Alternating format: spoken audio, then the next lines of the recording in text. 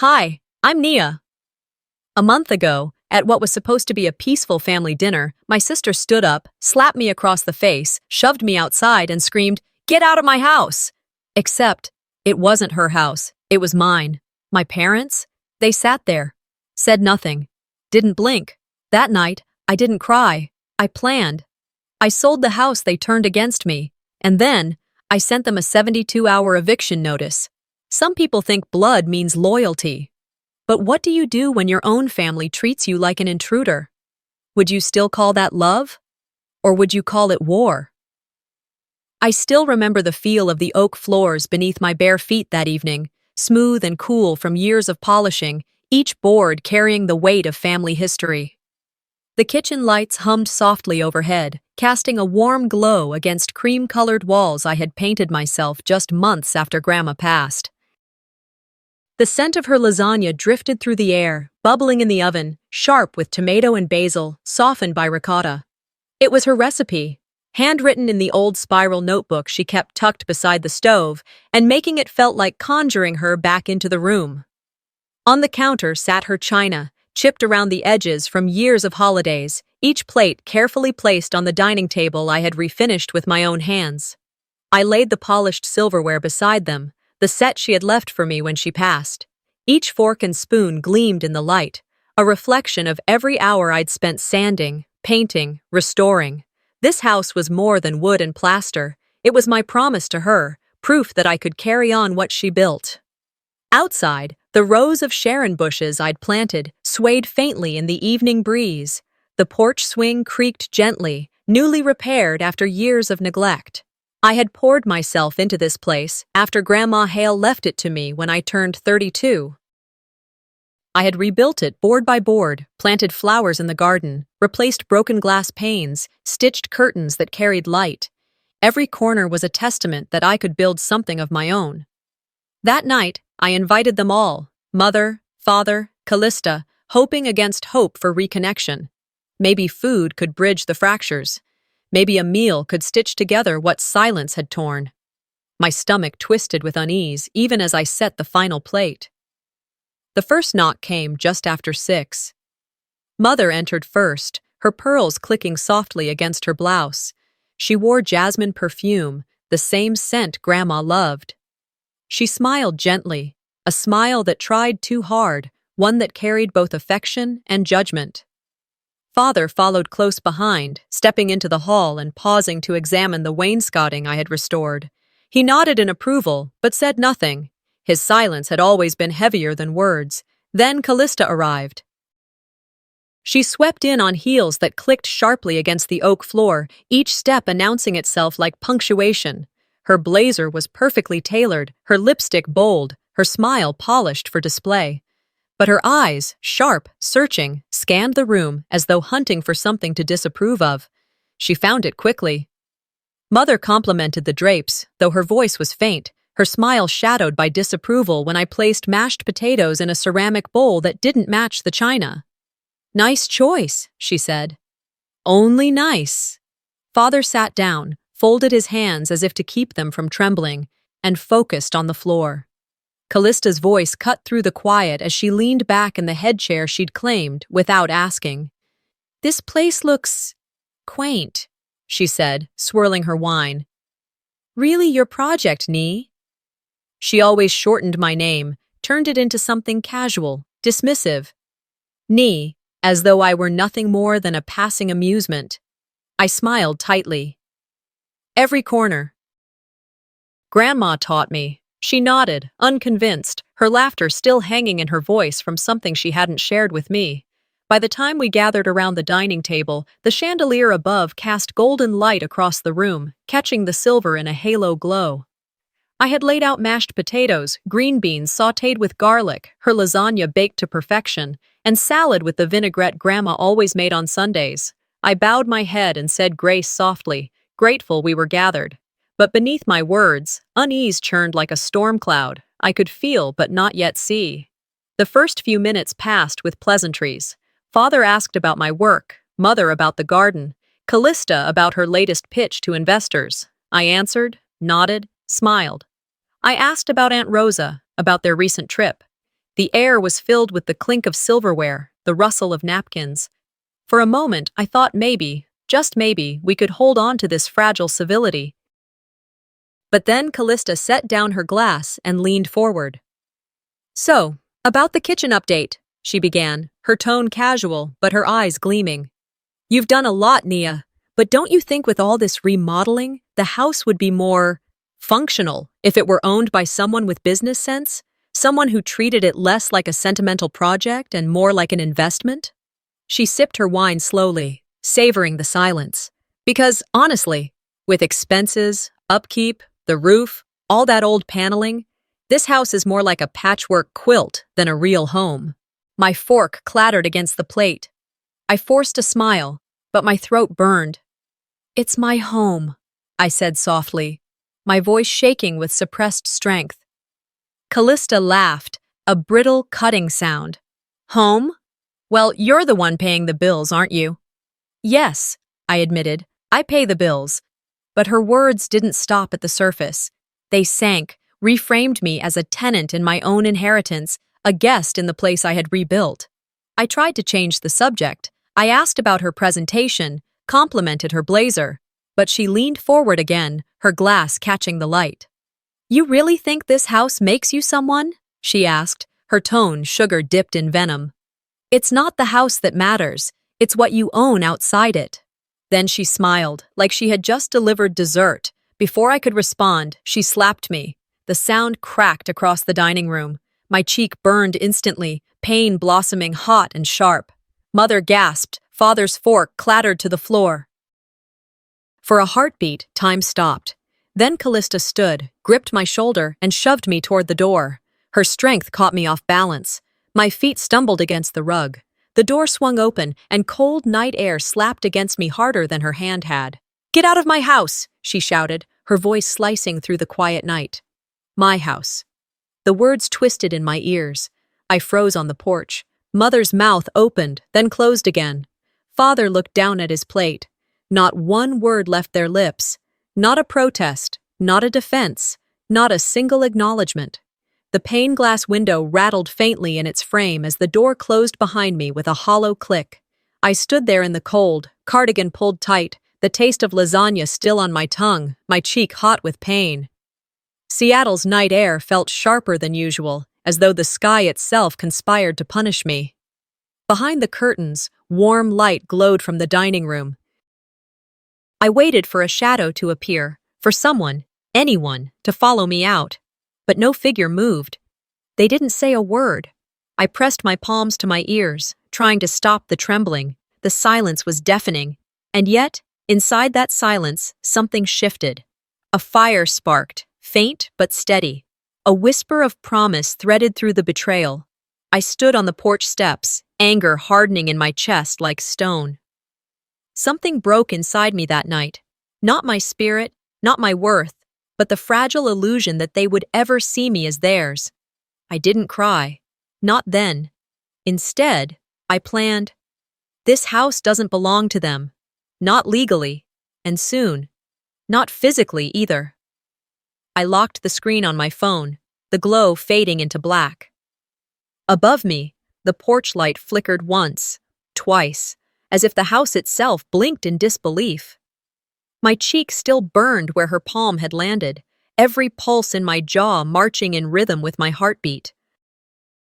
The sting wasn't only physical, it was layered, old, a lifetime of slights and dismissals condensed into one strike.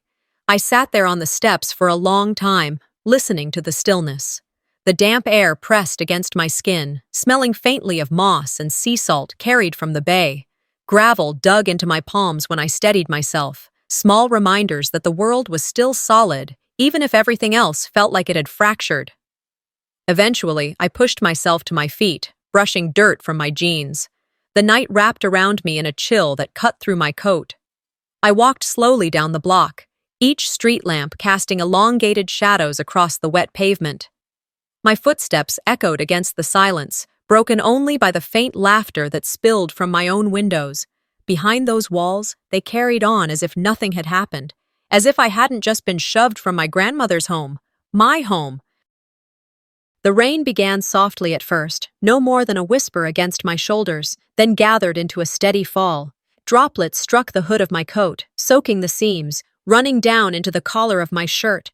It washed away the dust and grit from my fall, but it didn't touch the sting on my face. That stayed, burning hot against the cold. My car sat 2 driveways down, parked beneath an overgrown maple tree. I slid inside and closed the door, the thud muffled by the patter of rain on the roof. I didn't turn on the engine. I didn't flick the headlights. I just sank against the steering wheel, the leather cool beneath my forehead. Seattle nights are never silent. Distant traffic hums, ferries groan on the sound, and neon lights buzz faintly. But inside that car, I found a strange kind of stillness. My breath fogged the windshield. I pressed my hand to my cheek, felt the swelling bruise beneath my skin. I could taste salt on my lips, tears I hadn't given permission to fall. I told myself I didn't want comfort. Comfort was fleeting, soft. I needed clarity, so I replayed it all. The way Father's fork clattered against his plate, the way Mother's eyes darted to the tablecloth instead of me, the way Callista laughed as though my pain were entertainment. But it was their silence, thick, choking, that screamed the loudest. That silence told me what they expected: to swallow the insult, to stay small, to disappear into the wallpaper of my own story. Memory ambushed me then. I was 8 years old again, in Grandma's garden. I'd tripped over a branch, bloodied my knee. Father scooped me up, carried me inside, wiped the dirt gently from under my fingernails. He told me I mattered, that I was seen. That memory had glowed like a lantern for years, but tonight it felt dim, like a flame snuffed out. That man no longer sat at my table. That man had been replaced by someone who looked away while his eldest daughter shoved me into the dark. Rain intensified, pelting the windshield, drumming against the roof like an angry heartbeat. I wrapped my arms around myself, pulling in the warmth I could. The car keys felt heavy in my pocket, a weight I didn't lift. I didn't drive. I didn't move. I just breathed, letting the storm roll across rooftops, letting the sky weep with me. And in that moment, something inside me cracked, not into despair, not into retreat, but into steel. A seam split open where silence had lived, and resolve filled the space. Hours blurred by in raindrops. At some point, I found myself standing once again at the front path, rain plastering my hair against my face. Through the dining room window, I saw them, Mother adjusting a painting as though she owned the wall, Father inspecting the chandelier, Callista speaking animatedly. Their voices carried calm, their postures composed, their laughter unbroken. It was as though nothing had happened, as though the riot inside me had no sound. My phone buzzed in my pocket, a vibration that jolted me back into my body. A message from Rebecca, a friend from work. Just checking in. Miss you. I typed quickly, fingers trembling from cold and fury. Complicated night. I stared at the words, then deleted them. Instead, I typed, not soft. My thumb hovered before I added, tomorrow we talk about the house. And then I pressed send. The rain slowed to a drizzle, mist rolling in from the bay until Seattle's skyline glowed faintly behind a veil of fog. I stepped away from the window, leaving them to their silence, and walked toward the alley. Garbage bins lined the walls, bricks slick with rain, neon signs flickering in the distance. I stopped under a street lamp, shoved my hands deep into my pockets, and stared at my reflection in a darkened shop window. The woman looking back was different. Her eyes held steady. Her jaw was set with something new. Determination. I thought of Grandma Hale then. Her voice echoed in memory, words spoken long ago when I was 13, standing barefoot in her kitchen after fixing a faulty light switch. Protect what is yours, she'd said. I thought she meant the house. Maybe she meant more. Myself, my brightness, my dignity. By the time I returned to my small apartment, a studio I'd rented for 5 years, it was near midnight. The wooden doorframe creaked as I pushed it open. I flicked on a single lamp, leaving the city lights outside to glow faint through the curtains. I poured a glass of water, sat cross-legged on the floor, and pulled out the metal lockbox from under my bed. Inside lay the deed to the house, its paper thick and yellowed with age. My hands trembled as I unfolded it, the signatures bold in Grandma's careful script. The weight of that paper was heavier than stone. Beside it lay photographs, Grandma smiling in her garden, me on the porch swing as a child, and a note she had scribbled one summer in fading ink. Dear Nia, you must keep your eyes open. They will try to take your brightness. Do not let them.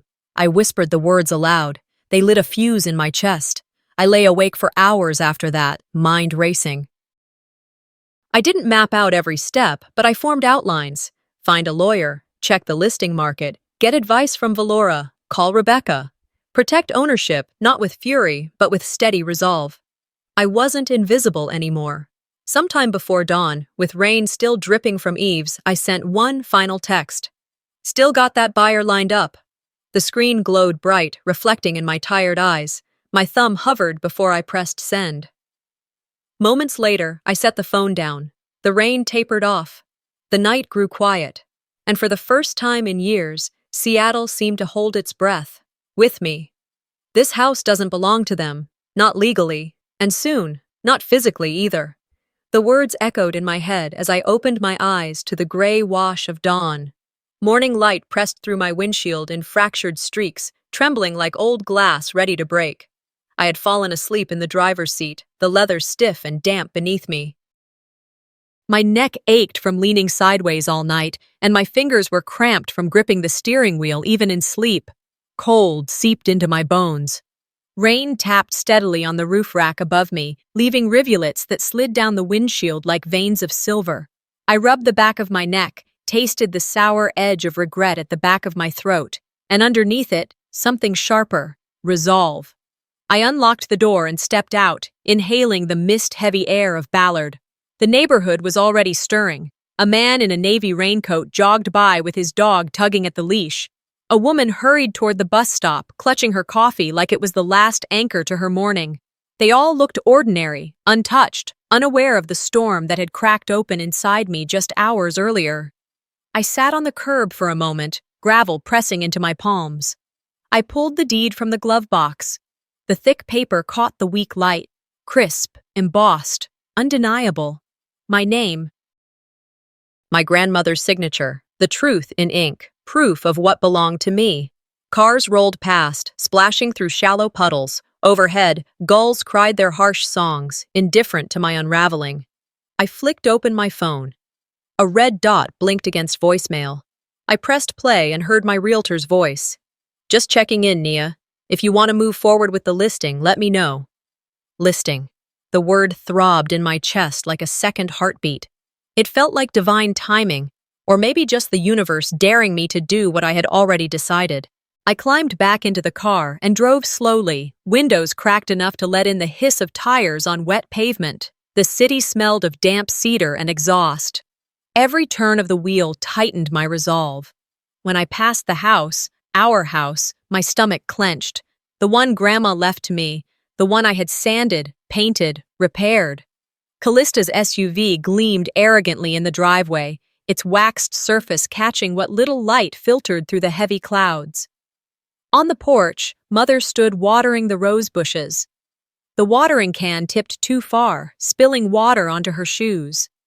She paused and looked up, her gaze meeting mine through the glass. No surprise flickered across her face. No shame either. Just stillness. Just silence. The lawn was immaculate, every edge trimmed, every flower bed arranged too perfectly. Too arranged, like Callista arranged everything else in her carefully manicured version of home. I swallowed hard, betrayal pooling in my throat until it tasted metallic. Everything looked calm. Everything felt counterfeit. Back at my apartment, I turned on my laptop and cleared old emails. My inbox stretched back years, like a paper trail of neglect. Bank announcements for my college fund appeared first. Nia Hale Scholarship Savings. And then the line that gutted me. Balance 0. The date? 5 months before senior year. The memory sliced through me. I'd overheard Callista arguing with Mother once. Nia has a scholarship. Let her deal with loans. And just like that, my future had been bargained away. I worked 3 jobs, slept 4 hours a night, and carried debt like a second skin. I graduated later than my peers, piecing myself back together dollar by dollar. They had sacrificed me from a distance, neat and bloodless, but time, as it always does, revealed who lit the match. My fingers trembled as I opened Dropbox. Family photos blurred past. Christmas dinners, staged smiles, holiday cards where my name was misspelled or missing altogether. Then I saw it. A folder labeled Estate Docs. My stomach tightened. I clicked. Inside. Transfer of Property. Addendum. I opened the file. My signature sprawled across the page. Clear, sharp, and utterly foreign. Forged. Page 2 carried more scribbles, a second set of forged initials. I scrolled further. An email thread between Callista and Mother. Subject line, discuss ownership transition. One line cut me open. She won't fight us. She never does. Heat rushed into my ears. Betrayal wasn't just emotional anymore. It was surgical, precise, written proof that I had been carved out of my own life. I closed the laptop with a snap that rattled the coffee cup on my desk. My breath came sharp, ragged. I needed air. I stepped outside and drove to the cafe on the corner, the one I'd walked to 100 times. The barista knew me by name. He didn't ask questions. I ordered black coffee, no cream, no sugar. The first bitter sip cut through my haze, anchoring me to something real. At the table by the window, I opened the laptop again and drafted an email to Malis Rivers, an attorney, a friend, someone I trusted. I have documents, forgeries. I need help. I attached the deed, the addendum, the email thread. My hands steadied as I pressed send. This was no longer about being wronged. It was about reclaiming what had always been mine. Afterward, I drove to a copy center. Bright fluorescent lights hummed overhead as the printer spat out sheet after sheet. Deeds, forged signatures, emails. Each page slid into my hands like armor, cool and firm. I stacked them carefully, slipped them into envelopes, and tucked them into my messenger bag. By the time I left, the rain had eased. A sparrow sang in the eaves. For the first time in days, I breathed something that tasted like hope. On the drive home, I couldn't resist circling past the house again. The porch light glowed dim against the damp sky. Mother stood on the steps, hands clasped as if in prayer. Callista lingered behind her, posture stiff, her gaze following me as I rolled by. Their faces were masks, carefully composed, as though they already sensed the shift in me. I didn't slow. I didn't wave. I kept driving, my pulse steady now, because tomorrow begins the hard part. Tomorrow I fight, and I will not be silenced. If they think I won't fight, they're about to meet someone they never raised. 2 mornings later, the fog hung low over Ballard Bay. It moved like breath across the water, rolling in slow swells until the bridge that arched over Salmon Bay vanished behind a sheet of pale mist. The air was heavy, thick with brine and rain-soaked cedar. My wipers squeaked across glass, sweeping condensation aside. I turned down a narrow street where the clapboard houses leaned into the hill like tired shoulders. Their paint was cracked, their porches sagging, but every front yard carried stubborn life, rose bushes clawing their way up trellises, bright orange nasturtiums spilling from window boxes.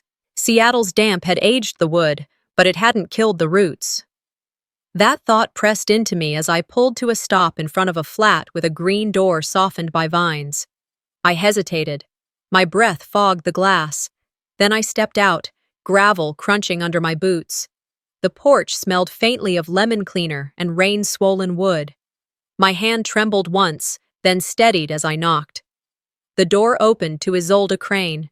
Her hair was silver white, swept back into a simple knot, her cardigan heavy around her shoulders like soft thunder. Her eyes were clouded with years but sharp with knowing. She studied me for a long second, then smiled faintly, as though this was not surprise, but inevitability. "Your grandmother told me this day might come," she said, her voice thin but steady. Inside, time had curled itself into every corner. Stacks of Grandma's books leaned against the shelves, spines worn soft with use.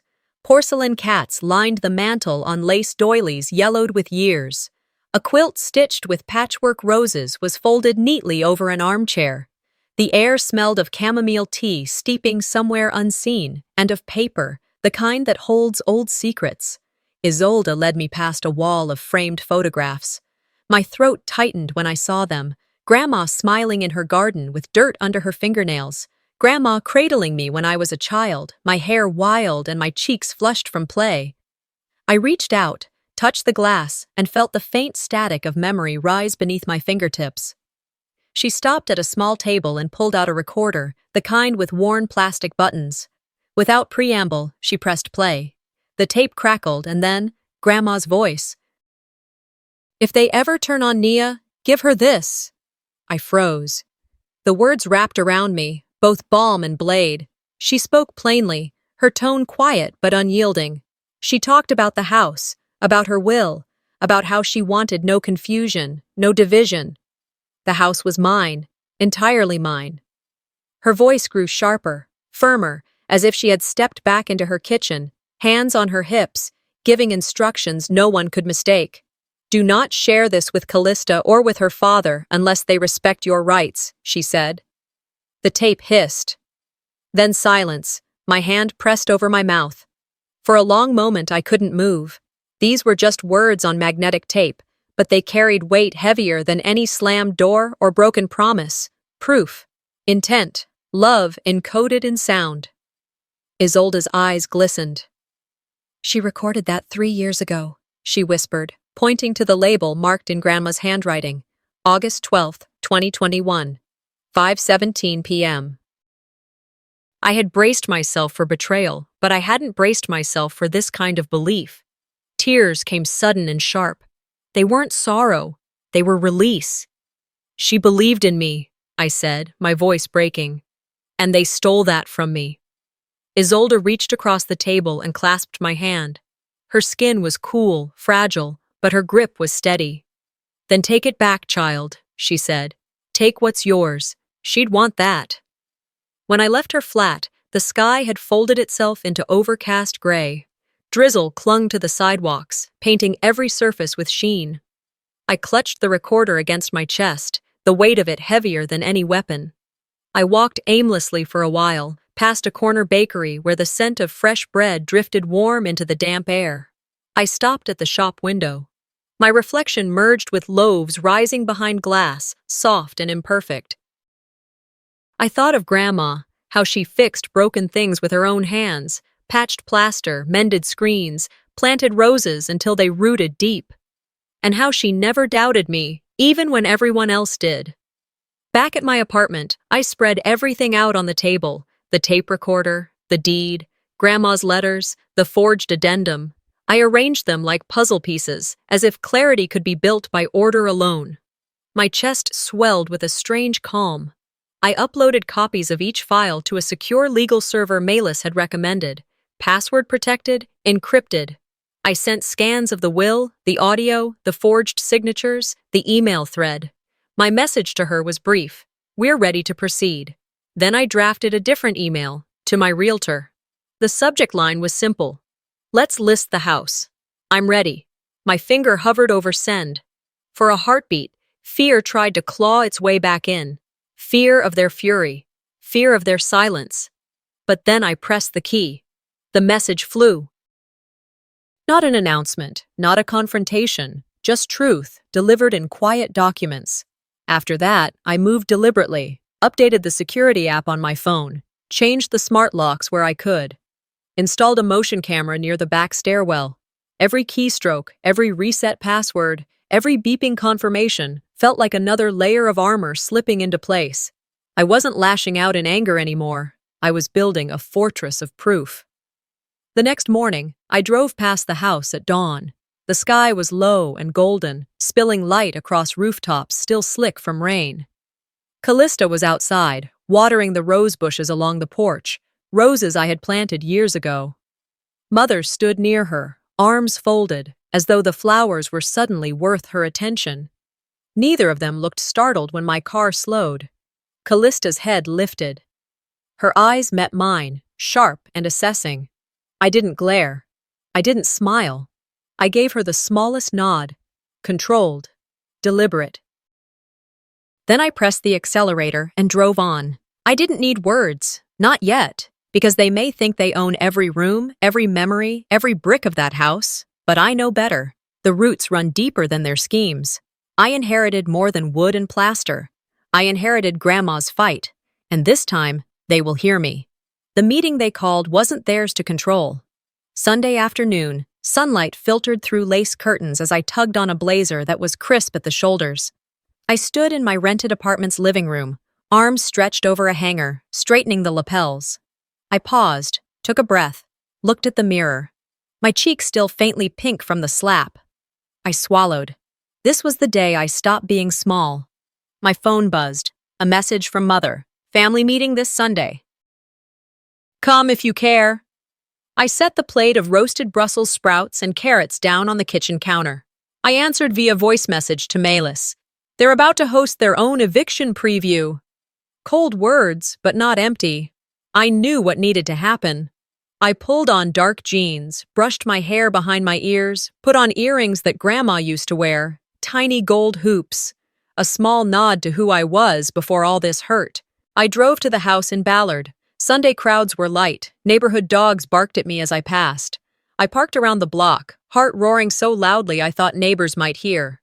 I crossed the street, walked up the sidewalk towards the door I fixed months ago, its hinges oiled, paint fresh, because it's still mine. I pressed the doorbell. No answer. I knocked. Mother's soft voice answered. Come in. Inside, everything looked staged, flowers arranged, furniture aligned as though for a photo op. Callista stood at the fireplace mantel, leaning against it, arms folded.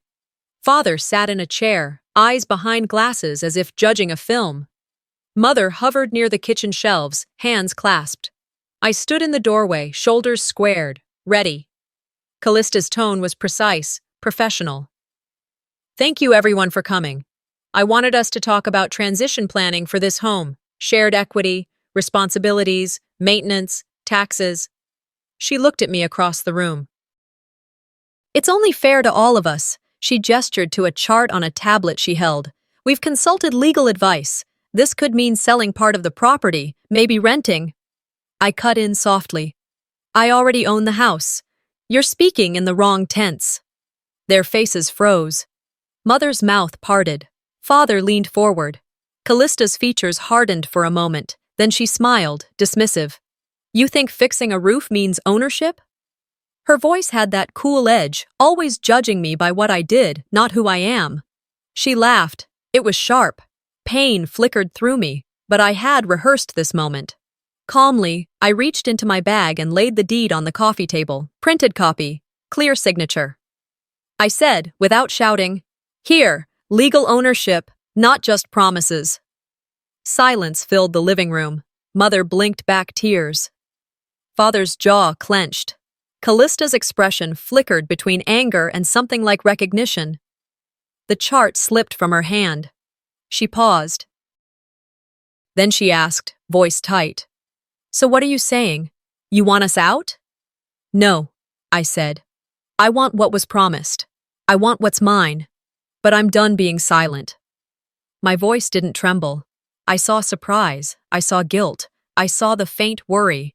Then came the warning. I held my ground. I've filed the sale.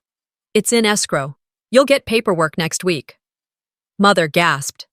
Callista's face lost color. My father tried to speak, his voice low. You wouldn't dare. I interrupted. You slapped me in my own home. I dare quite easily now. They didn't expect that. Mother's eyes filled. Father looked away. Callista swallowed. I gathered my things. No anger in my departure, only a steel calm. I whispered, We'll see what everyone believes. I left the room. The door clicked softly behind me, not slammed, but definite. Outside, the air felt charged. The wind picked up, breeze rustling leaves in the yard. Neighbors looked out windows. A few dogs barked at passing cars. I stood on the front porch, phone in hand. It buzzed. Realtor. Text. Escrow closes in 48 hours. Be ready. My heart warmed, not in fear, but anticipation. This wasn't revenge. This was justice delivered. I stepped down from the porch, keys in hand, walking toward my car with purpose. I paused, looked toward the house one last time. Mother at the window. Callista standing near the doorway. Father, a shadow behind them. The gloves came off, and I wasn't done swinging. The gloves came off, and I wasn't done swinging. Monday morning arrived like a challenge. Light filtered through the blinds in my small apartment, carrying with it the taste of resolve. I sipped strong black coffee as I dressed. Dark slacks, crisp blouse. Items that speak more than apologies. The law office downtown awaited. I checked the time. It was time. At the firm, Malis met me in the foyer. Her eyes were firm. She handed me a stack of papers. Your signature here, she said. It's official now. Escrow closed yesterday evening. House sold. Ownership fully in your name. I signed. The pen felt heavy, powerful. I whispered, one house sold, one soul reclaimed. Malis nodded, understanding far more than words could capture. I left the building with the deed bundled under my arm. Sunlight glinted off rain-slick sidewalks. I thought of all the times I patched broken things, roofs, windows, trust, and how this moment felt like patching the gap in my heart. That afternoon, I drove to the house my grandmother built. I parked across the street. I carried 2 manila envelopes, one addressed to Callista Vaughn, the other to Mother and Father. I stood on the sidewalk, the wind tugging at my coat. Then I went to the front door and rang the bell. Mother answered, breath catching like she wasn't ready. Callista standing inside, a stiff smile. I handed Callista her envelope. I said calmly, this is the eviction notice. 72 hours. She opened it, eyes wide, paper shaking in her hand. You manipulative snake, she spat. The room seemed to ripple around me, but I stood still.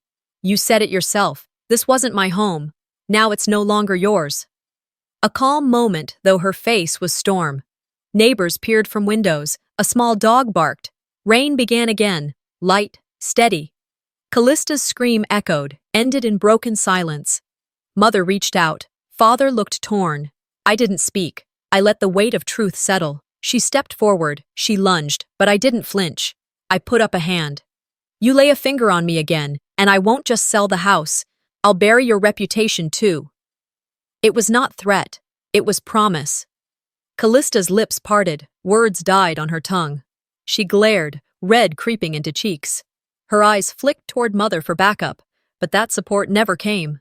Silence guarded me. Mother's voice cracked. This is your family! Her arms trembled. But we raised you. I breathed in, cold strength in my chest. No, I said. It's a group of people who tolerated me when I was useful. Father attempted reason. You're better than this. I answered simply, no. I'm done being worse than you expected. I left without looking back. The door clicked behind me. Neighbors watched from behind lace curtains. I walked across the yard toward my car, envelope still in hand. I slid in, started engine. The house stood there, blank windows, rose bushes untouched. The front door was locked. I drove off. Back at home, I changed the locks on my apartment door first, then updated logins, security codes. I changed passwords, set up alerts, uploaded document copies to safe servers. The realtor sign in front of the house now reads, sold, bold letters that feel like exclamation marks in the world. My phone vibrates. Message from Malis. Press release ready if needed. I don't open it yet. I close my eyes, nod. Night came early. The sky turned violet and gray as I poured wine and stood by the window, watching streetlights flicker on. My phone buzzes again. I open Twitter. Someone shared a screenshot from a burner account allegedly owned by Callista. It reads, disowned by your own sister for money. Imagine. Comments fill the thread. Shame. No right to treat family like this. Finally, someone said it. I don't retweet. I sip wine, letting bitterness settle then fade.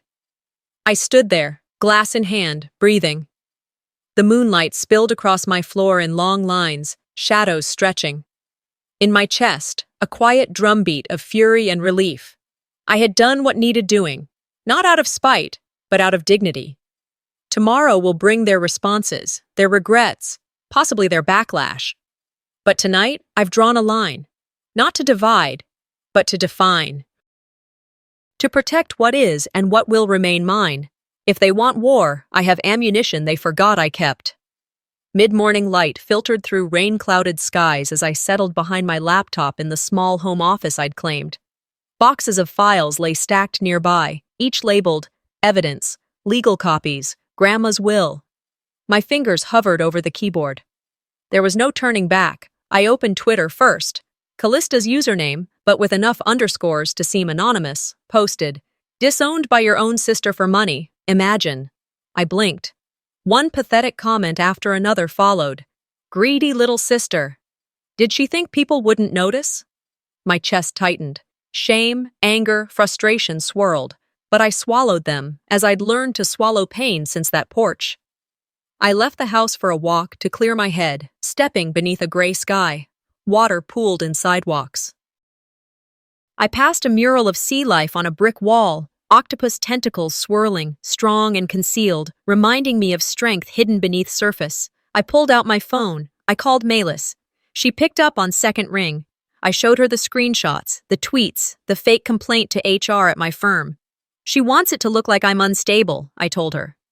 Malis' voice steady. They'll try every trick, document everything, stay above their games. Back home, I collected the hard drives tucked away in the closet. One old, one academic, one backup.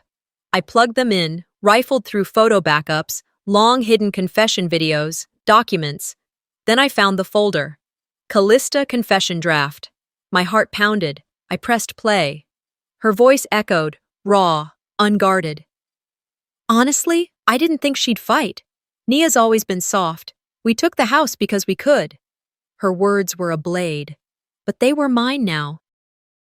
I backed up copies securely, zipped them, encrypted them, and sent them to Malis, my employer's HR, and to a local journalist friend, someone I trust who can wield exposure without destroying dignity.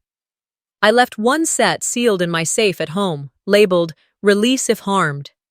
Suddenly, my phone chime lit the screen. 24 hours left on the eviction clock. The world felt smaller, more intense. I looked out the window toward the house. The rose bushes stood lush, damp from rain. Callista was visible, standing by the front door, as though daring the wind to blow the truth in her face. Mother was behind her, hands clasped. Father inside, a silhouette in a window. I didn't yell. I just slipped into a deep, steady breath. This was no longer about proving a point. It was about integrity, about making sure the story history tried to erase, my grandmother's promise, my quiet work, could no longer be denied. When my phone buzzed again, it was a message from a neighbor. I saw the video of Callista. I didn't open the link. I let it rest in the screen. It didn't need confirmation. The truth was out. Night fell heavy. I parked on the hill above the house, watching lights and windows blink on and off. I sipped tea, listening to rain against my windshield. Somewhere in the distance, a siren. A car passed. The street lamp cast a halo through mist. My chest eased, not free of anger but tempered. I knew things would get messy from here. Threats, lies, possibly regret.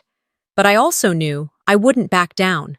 Every false narrative, every whispered doubt, it all had to be met. With evidence. With courage. A final text came in. From Callista's burner. Watch your back. People will remember this. I typed back. Good. Let her watch herself fall from the inside. Some roots rot the tree. It's time to cut them out. Some roots rot the tree. It's time to cut them out. I watched the clock turn toward noon in my apartment. The low hum of traffic outside merged with the distant rumble of thunder. Rain had returned overnight, slicking the sidewalks and turning the home I once called mine into a reflection in puddles. I pressed my hand to the window, traced the outline of the house across the street, then turned away. My phone vibrated. The real estate attorney. The property is legally yours. They're squatters now. My heart didn't race. Not fear. Something else. Centripetal calm. This is no longer emotional. This is law. The world felt taut, like a wire strung too tight. I packed a small bag, camera, laptop, my grandfather's old pocket knife, not for violence, for cutting cords, metaphorically. I stepped into my car, pulling rain-coated rain from the seats, windshield wipers slicing through gray skies. I drove to the house. The driveway was empty. The front door still the same, fresh paint, the porch swing I fixed a week ago resting quietly. I inhaled, stepped off the curb.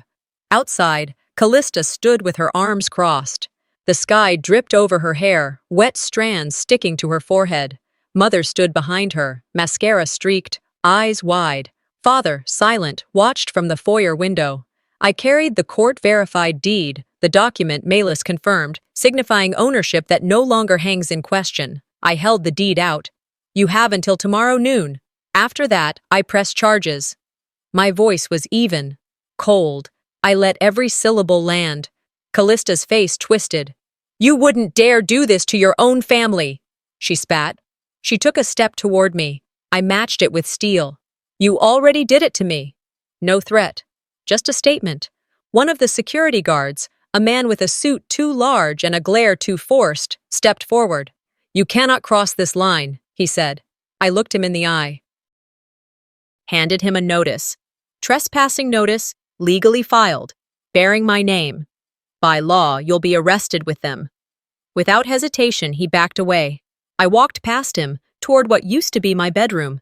The paint was different, newer, the curtains heavy and yellowed, the mirror cracked. I ran my fingers on the windowsill. Ghosts of laughter, echoes of Christmas mornings, Grandma's hands smoothing blanket folds. I breathed in dust, the scent of old wood. This room holds memories, mine, even if someone tried to overwrite everything. Back on the porch, I took out my phone. I uploaded the confession video from Callista I discovered back in Chapter 7. I titled it, She Thought I'd Stay Quiet. This is my story. I posted it publicly, shared with local news outlet. Public opinion shifted fast. Comments swarmed. This is abuse. Finally, someone stood up. Justice served. My firm's HR department sent an email. We are investigating. We're sorry you were put in this position. I exhaled. The world had shifted axis. Callista's phone buzzed in her hand. She stuttered over words. You ruined my life. She recorded a voicemail. Snaps of pain, anger, betrayal. I listened. I didn't respond. I deleted the message. Emotions swirled. I felt vindicated, yes, but deeper. I felt sad. Sad that this was necessary, that proof was needed, that love had been one-sided. By afternoon sunlight and low gray clouds, the house stood empty. No footsteps on floorboards, no voices behind windows. I opened the front door, walked through hallways, past rooms that still held whispers, wallpaper peeling, rugs worn, pictures missing. I stood in Grandma's room. The walls were painted over, but I knew where the portrait hung. The one Grandma always said showed her hope and courage. I touched the empty wall. On the kitchen table, I found a small note, unsigned, handwritten with shaky script. You were never less. We were just too broken to see you. The paper fluttered in draft from an open window. I read it twice. A quiet acknowledgement. Late, but real. Rain pelted the roof. My shoes carried water in. I sat at the table, postcard silence around me. I didn't cry. Maybe in time. But for now, I felt something rare. Justice. Yes. But also hollow relief. Bittersweet. I locked the door behind me. The empty house behind, keys in hand. I walked down the porch steps. Rain washed off the last drops on my hair. The sky opened in glimpses of light between cloud breaks. The house is mine now, body and memory. But more than that, what still pulses inside me is possibility. Peace doesn't come quickly, but it comes. A month has passed since I locked that door for the last time. I moved into a new apartment overlooking Puget Sound. Every morning I wake to gull cries and boats leaving harbor. The windows frame water and sky. I planted lavender and daisies on the balcony, soil warm under my fingers. My mother used to tend flowers here, pansies, roses, always saying they remind her of Grandma's garden. Now I water them. They grow for me. The small home feels different. Not because others aren't present in my life, a few friends, Melis, Isolde, but because I'm present in mine. Still learning what stillness means, what being quiet can hold instead of losing. I don't fill it with noise. I sit. I listen. I write. Late afternoon, I found a letter in the mailbox. Father's handwriting. Shaky, familiar. The envelope thick, folded over with purpose. Inside, words, crossed-out phrases, heavy with regret. Nia, I don't know how to be a father to a daughter I failed, but I want to try, if you'll let me. I stared at it for a long time. The pen strokes imperfect, the meaning imperfect, but real. I didn't cry. I folded it once more, placed it in a drawer, not the trash, not discarded. Maybe, but not yet, I whispered. Evening came. Melis visited with 2 cups of wine, one dark rosé I'd never tried. We sat on the balcony, wrapped in blankets, watching ferries cross the water, lights trailing behind them. The horizon glowed orange, then faded to blue. She looked at me, quiet like truth. You don't have to forgive them. I held my glass tighter. I don't, I said. But I also don't have to carry them anymore. She nodded. The wine was gentle in my throat. We clinked glasses. To freedom. A week later, I began writing again. Essays I'd kept hidden, fragments of journal entries, sentences I'd never sent. I published a piece. The Family That Forgot Me. It wasn't viral overnight, but cracks awakened. Readers left comments. Thank you, you told my story. Another. You didn't deserve silence. A nurse from Tacoma wrote, I lived that too. I replied, you told mine too. My fingers, once held back by shame, now moved with purpose across the keyboard. On a soft Sunday morning, I visited Isolde. I carried tea in a thermos and a jar of honey. She brewed chamomile. We talked about Grandma, her laughter, her hands, how she held my face and said, you matter.